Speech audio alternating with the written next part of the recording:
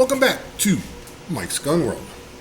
Remember in part 1 we did the disassembly of the M1 Garand along with how to load and unload it properly, and then we also did a bolt takedown. Now in part 2 what I want to do is walk through the all-important grease points. It is a fairly complicated design, and there's a lot of metal to metal contact points that do need to be greased when you have it apart. So it's really important that we get grease in there and kind of reduce some of the wear. And I can show you as we get into the video where it is actually wearing and how to identify some of those areas. And then we also want to put some oil in some certain areas, and then we'll do the whole entire reassembly and get ready for part 3 when we can get out on the range when the weather breaks a little bit and do some shooting. All right, let's get to the video.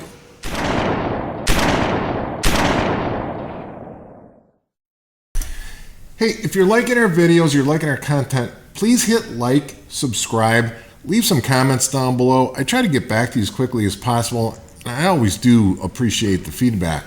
Also, don't forget to hit the little bell so you're notified every time we drop some new content.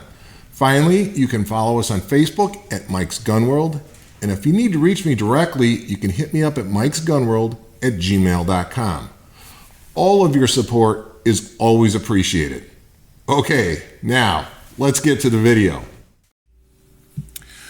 Okay, so first things first, let's get the bolt back together, and then once that's back together, we can actually get into the grease points. So fairly simple process. We're going to take the extractor spring and plunger and put it into the back of the right locking lug on the bolt. That slides right into there. Then we're going to take our ejector, and if you remember from part 1, it's got a little cutout notch right here, and that's where the pin from the extractor sort of holds it into place. So when we set it back into the bolt, we want to make sure that slot aligns with a hole right here.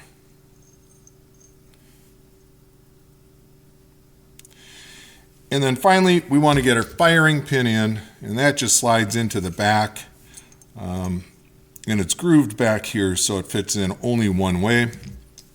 Let's get our tool, get the bolt back into the bolt takedown reassembly tool, and then we're going to pull this handle forward, put pressure on the ejector.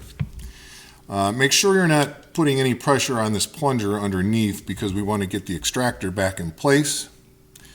Then the extractor just fits right into the hole that goes through the bolt, and you simply put pressure on it and it should snap right into place, just like that. And that is how quickly we can get our bolt put back together. All right, let's talk about greasing your M1 Garand. So I use a product called Lubriplate. I use it for anything that needs greasing, lubrication. Fantastic product, recommended actually for the M1 Garand. And then for oiling, some people like to use a multi-purpose, like a 3-in-1 oil. I don't like to use that. I'll use Ballistol. It's a multi-purpose lubrication. That's for some of the oiling points that we have to hit in here. I like it because you can just spray it on and then rub it down with a microcloth, and it keeps a nice fine film over everything. Use a little paintbrush to get the grease on. We don't want to put too much grease on because as you're cycling the action, you don't want grease flying all over the place. So let's start in the bottom of the receiver. A couple of main points here that we want to get greased. Back of the receiver right here, at where the bolt slides back and forth, we're going to want to get some grease in there.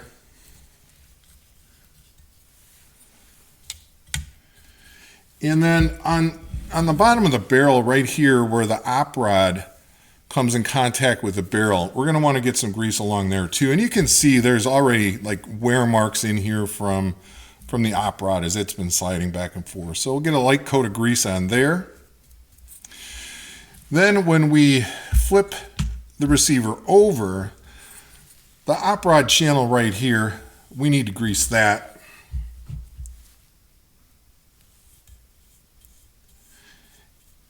And then inside the receiver, where the lugs, both lugs of the bolt ride, the left lug runs inside the receiver. So we want to get some grease in there. And then the right lug runs on top of the receiver right here. We want to get some grease in there. So that really pretty much takes care of our receiver. Then on the bolt, you can look for wear marks. You can see them here on the locking lugs. Get a little bit of grease on there. Top of the bolt face. Bottom of the bolt doesn't hurt to run a little bit of grease along there either.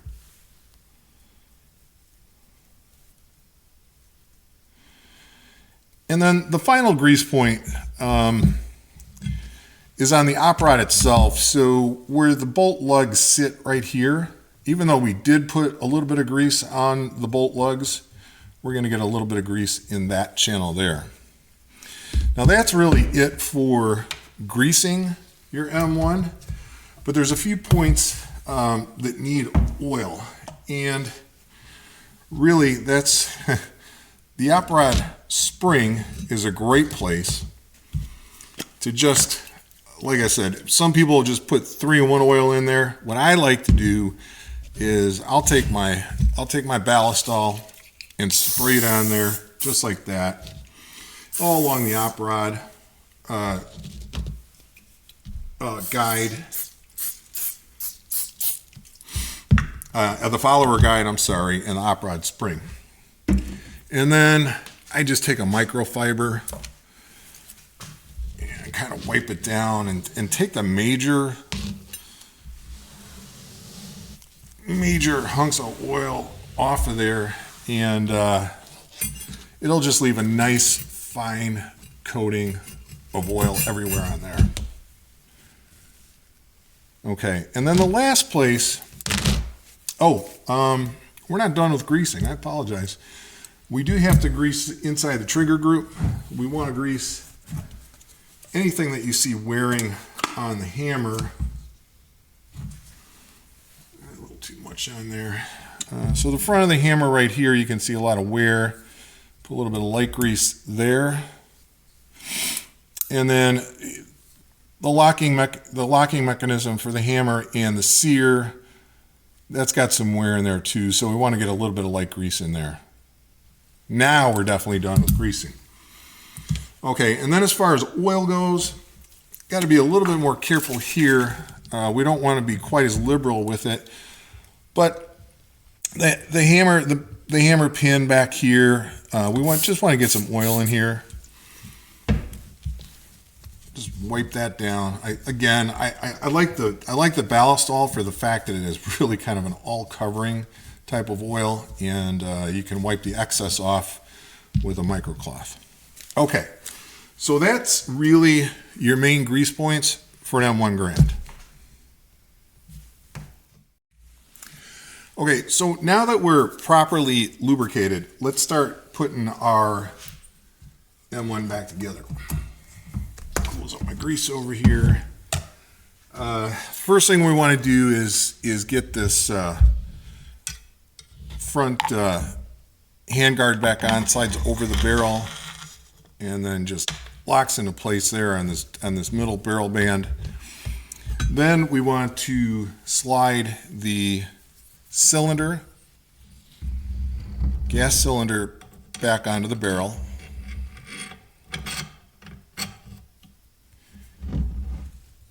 And then the gas cylinder lock, we're going to spin that back on.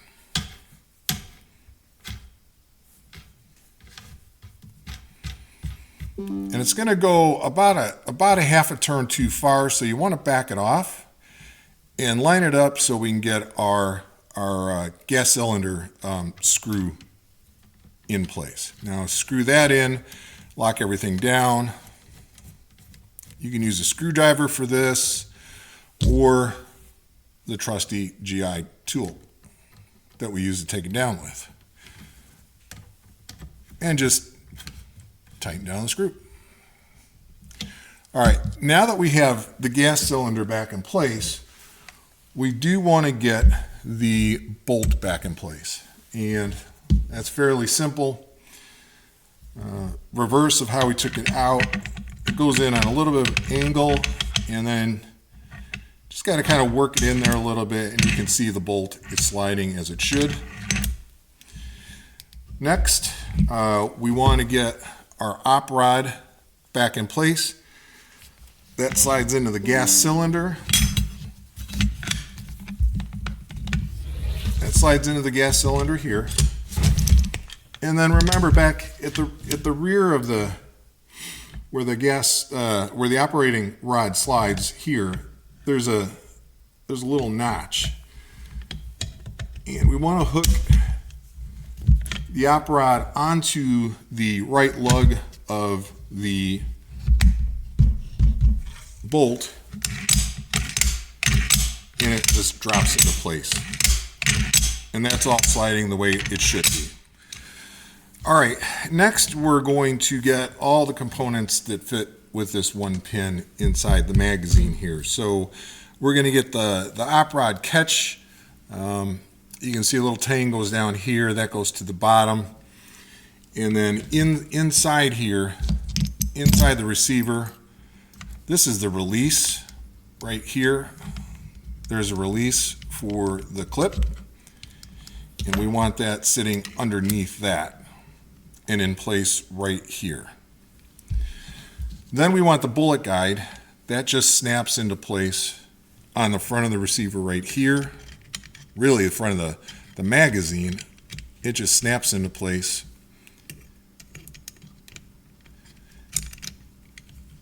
And they don't necessarily have to go in this order, because as you're fighting to snap this into place, I knocked the op rod catch out of place, so we want to just reseat that correctly. And if you push the release for the clip, you'll see it moving up and down. Okay, the next thing is the follower, and it's going to sit in these two channels here, bottom part of the magazine, and then the follower arm,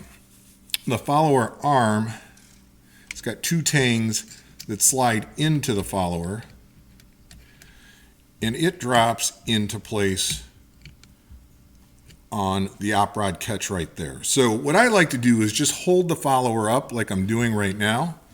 Take the pin, remember it goes right to left, we're upside down, right side to the left side, and it should push all the way through. If it doesn't, just wiggle the op rod catch a little bit and it should snap in.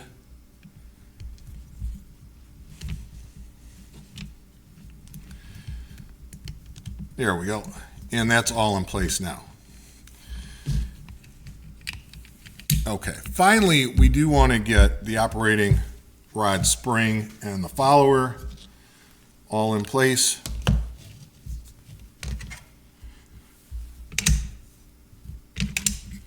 So we want to take our op rod all the way forward. Right here is where the spring is going to go in. We want the follower rod in this configuration here, where it's kind of looped up, which is really down because the gun is upside down. Put the spring in to the op rod. You're going to have to be careful, it's under pressure. And then the two tangs on the follower, the two grooves in the follower rod just slip right onto there. You might have to pull the follower up a little bit, but that's all in place now. And our action should be working perfect. And it is. So, the last thing we want to do is just get the rear stock back in place.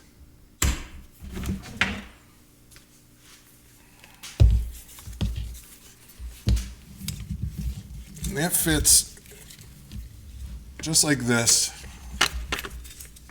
Receiver and barrel all fit right onto there. Oops.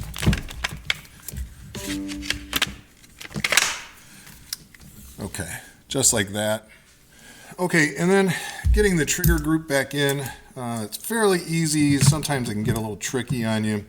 Remember, if you pull back on the trigger guard, that's what releases the whole trigger group to pull it out of the receiver. But as you move the trigger guard, it also pulls the hammer back a little bit. So Drop it straight down, then pull on the trigger guard just a little bit and work the trigger group back in, just like that, and then snap the trigger guard back in place. And there we are. The rifle is 100% back together. We just have to hook the sling back on, and we are complete. Function test. Everything looks good. Okay, so that is how to grease and reassemble your M1 Garand. If you watched part 1, it was a disassembly. We didn't use many tools. We just used one punch to take the pin out for the whole magazine group. We used the original GI tool for the gas cylinder block.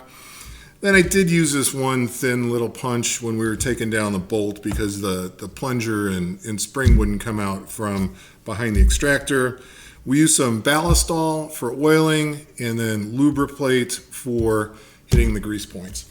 Hey, look, if you're liking the channel, please hit like and subscribe. Hit that little bell so you know when we drop new content.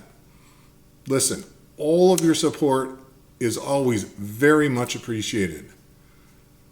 Let's get on to part 3 and take the M1 Garand for a spin on the range. We will talk to you soon.